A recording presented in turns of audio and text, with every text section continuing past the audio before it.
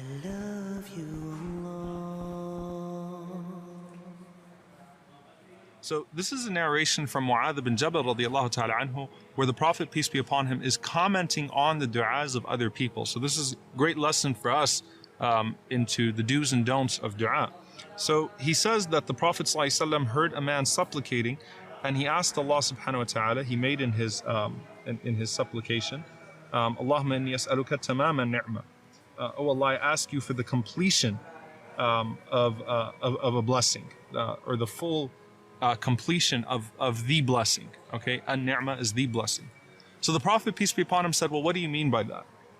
And he said, it's a supplication that I make that I hope good for by it.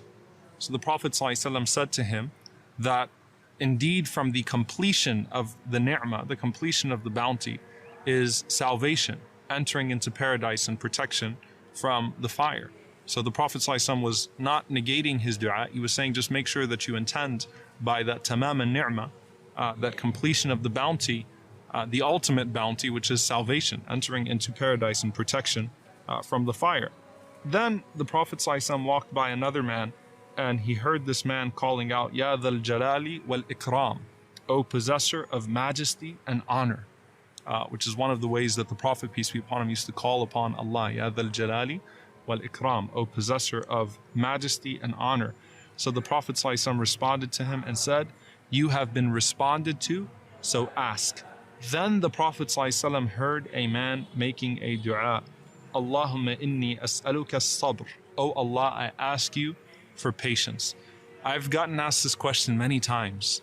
Can I ask Allah for patience?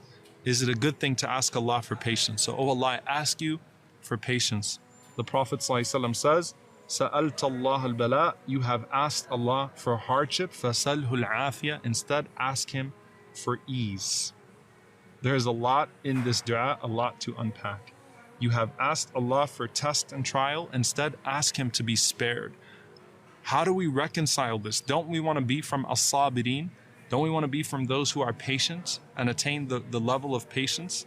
Didn't the Prophet ﷺ say that Allah has never given a servant of His a gift that is more expansive and more comprehensive than a sabr, than patience?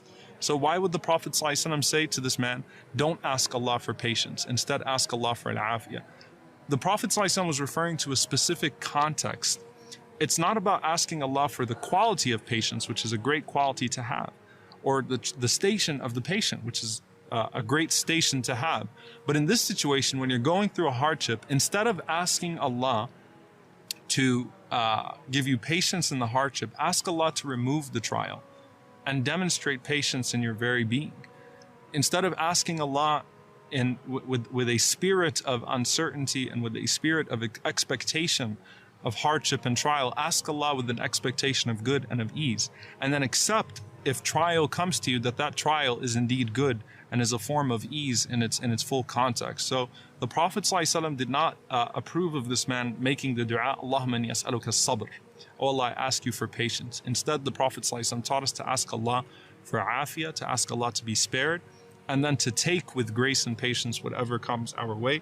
So may Allah subhanahu wa ta'ala grant us the quality of sabr and grant us the station of as-sabirin, but may Allah subhanahu wa ta'ala grant us al-afiyah, grant us pardon and forgiveness, and allow us to be spared in this life, and grant us the best of this life and the next. Allahumma ameen.